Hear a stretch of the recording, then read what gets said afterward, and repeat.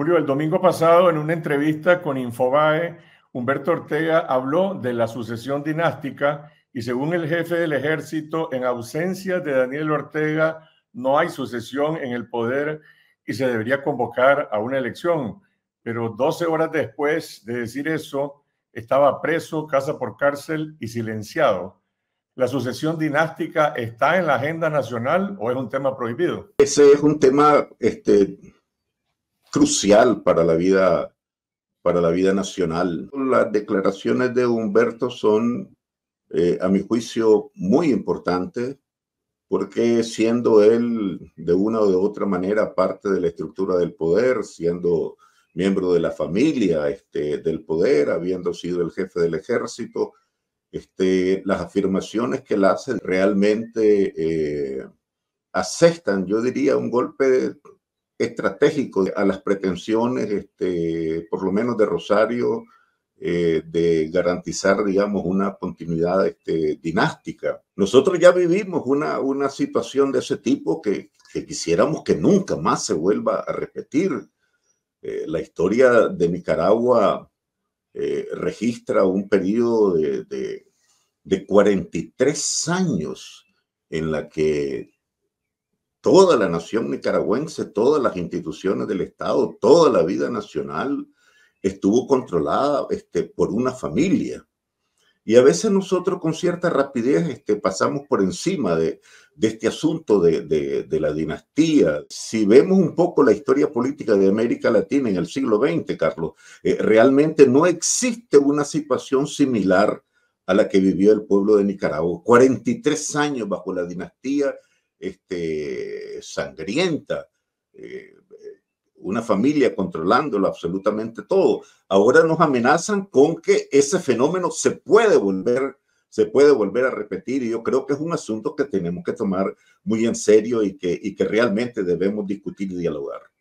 Ahora, Humberto Ortega dice que no hay sucesión dinástica, da a entender que no es viable, pero en realidad ya hay un plan en marcha de sucesión dinástica en el que Rosario Murillo está asumiendo el poder total, incluso en áreas y en nombramientos en los que antes no intervenía. Lo hemos visto, por ejemplo, en la intervención del Carmen en el Poder Judicial y en la policía.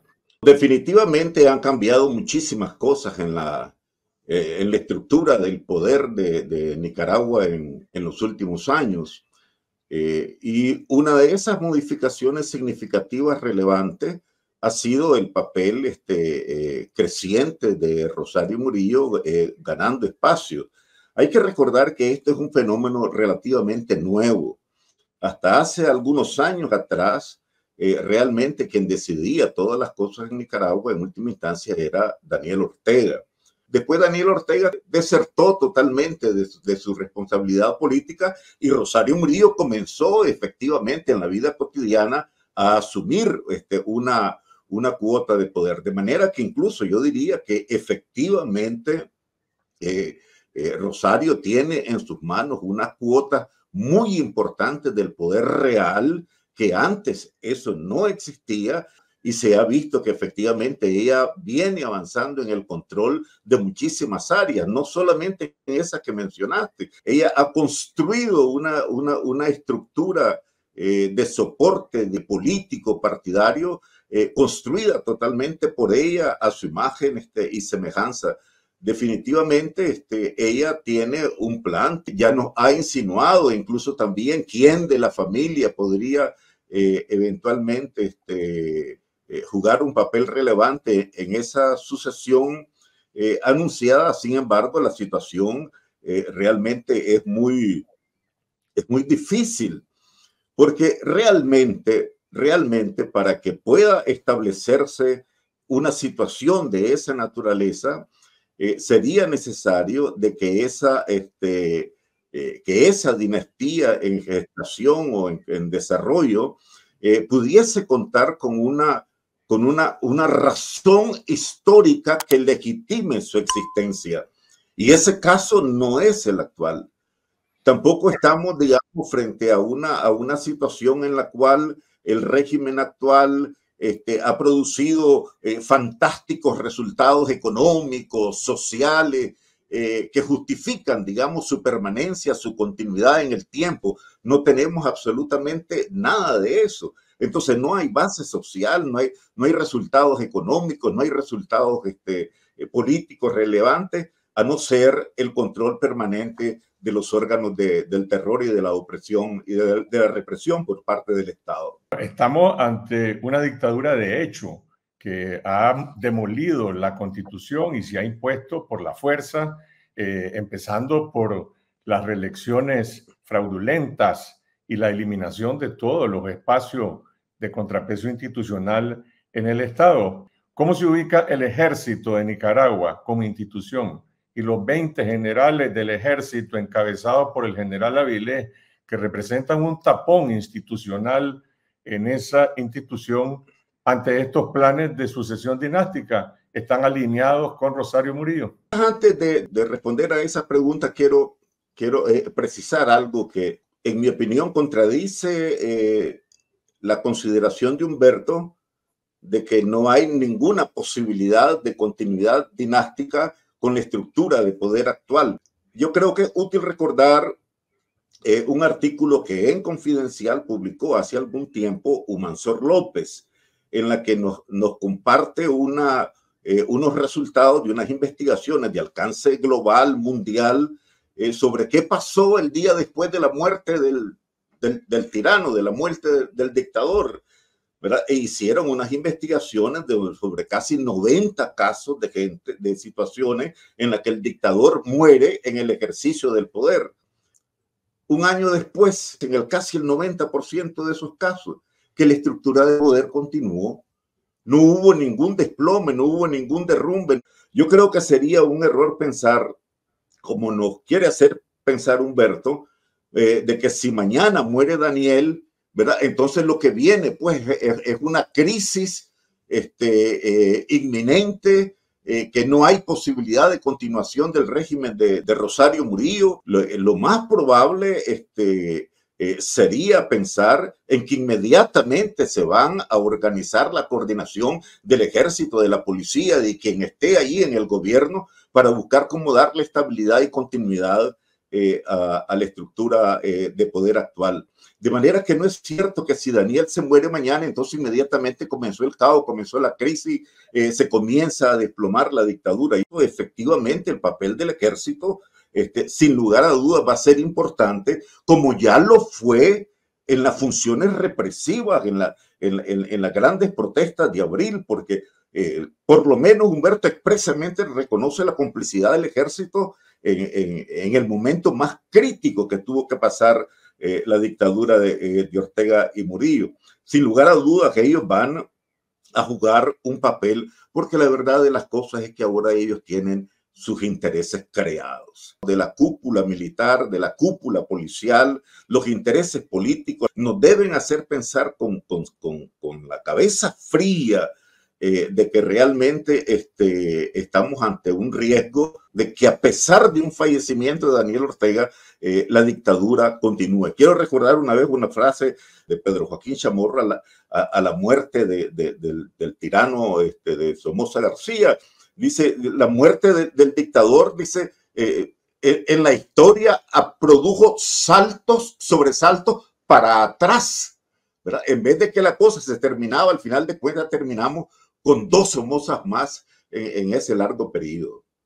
En las encuestas que se han hecho sobre este tema, se percibe, en primer lugar, un rechazo mayoritario a las figuras de Daniel Ortega y Rosario Murillo, e incluso a Laureano Ortega, pero también hay una especie de resignación, y una mayoría, una pequeña mayoría, opina que Rosario Murillo asumirá la presidencia en 2027, porque no hay ninguna alternativa política mientras se mantenga el Estado policial.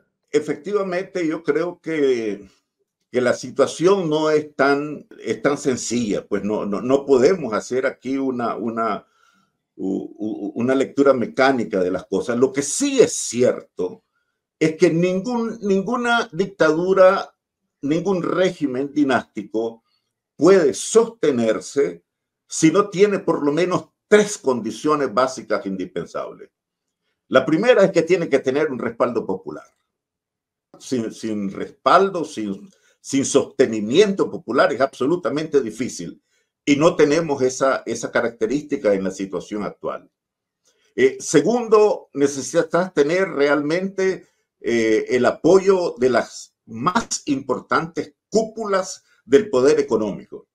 Y allí sí hay que decir que una parte de ese respaldo lo tienen de facto el gran capital y el capital financiero en particular han jugado un papel de sostenimiento del régimen actual. Y el tercer factor tiene que ser necesariamente tener de tu lado el poder militar, las capacidades coercitivas y represivas del Estado, que sin lugar a duda la tienen actualmente.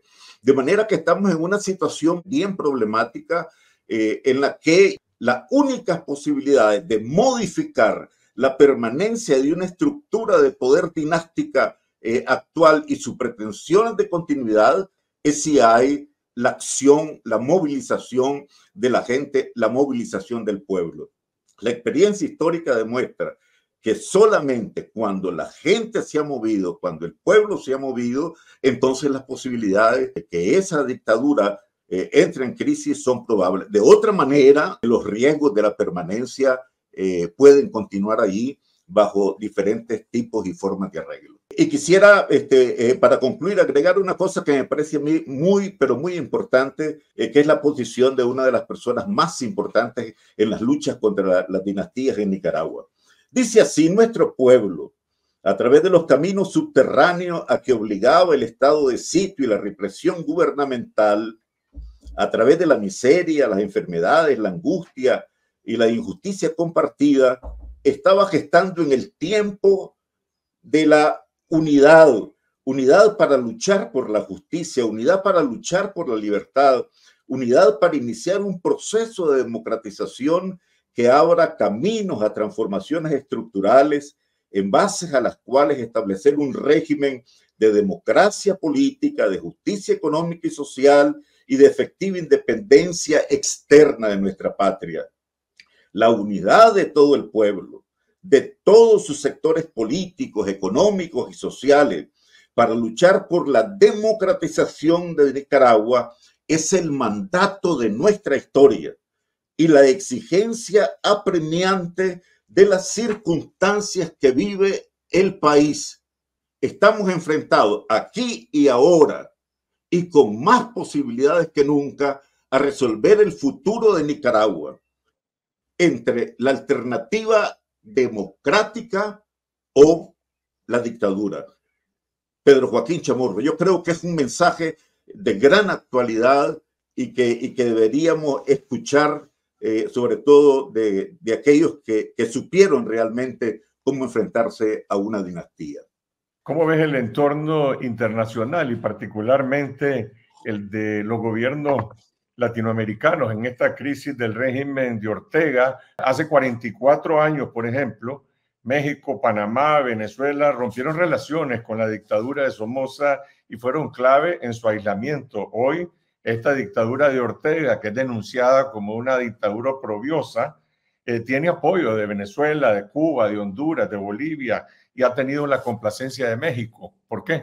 Un régimen dinástico, una dictadura como la que nosotros tenemos, necesita realmente contar con un respaldo efectivo externo. Y realmente esta dictadura no tiene un respaldo explícito, ¿verdad? Hay, como dijiste, un apoyo silencioso de algunos gobiernos, de algunas fuerzas que se dicen de izquierda, pero realmente no hay un esfuerzo de sostenimiento. El gobierno de los Estados Unidos, que es clave en este asunto, realmente no mantiene un respaldo explícito a esta dictadura, como si se conoció bajo la dinastía somocista, ¿verdad? De manera que yo pienso que si bien tenemos unas conductas de aquiescencia, de complacencia, de algunos gobiernos y de algunas fuerzas de izquierda en América Latina, la verdad de las cosas es que esta dictadura no cuenta realmente con el respaldo explícito de ninguna potencia. Y eso, a su vez, creo yo, es una de sus pues, de sus grandes debilidades. Pero está alineado con Rusia, está alineado con China y tiene con Rusia una relación de dependencia política y con China una relación de dependencia económica.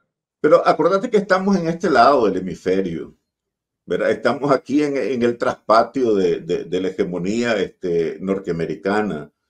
A los chinos realmente les tiene sin cuidado con esta ideología. Lo primero que llegan, cuando llegan los chinos donde vos, te preguntan qué tenés, qué podemos comerciar, qué negocios podemos hacer, ¿verdad? ¿Qué inversiones podemos hacer con vos? Realmente no hay ningún interés ideológico. Ese ha sido su comportamiento en toda América Latina. Y realmente en el caso de Rusia, de alguna manera, hay una herencia de un pasado de las relaciones con aquella Unión Soviética que ya no existió. Yo no dudo, ¿verdad?, de que efectivamente por no tener ningún respaldo externo sólido, la dictadura lo está buscando en Rusia, lo está buscando en China, incluso a veces apostando con algunas cosas que pueden ser perturbadoras, como por ejemplo rehabilitar la pista de Panchito, pues donde podrían aterrizar aviones de guerra, aviones sofisticados, etcétera, que pueden crear malicias y preocupaciones en los Estados Unidos. Ellos están buscando cómo venderse, pero no han encontrado todavía quien los quiera comprar con seriedad. De manera que allí hay otro flanco débil. La cosa no está fácil para ellos.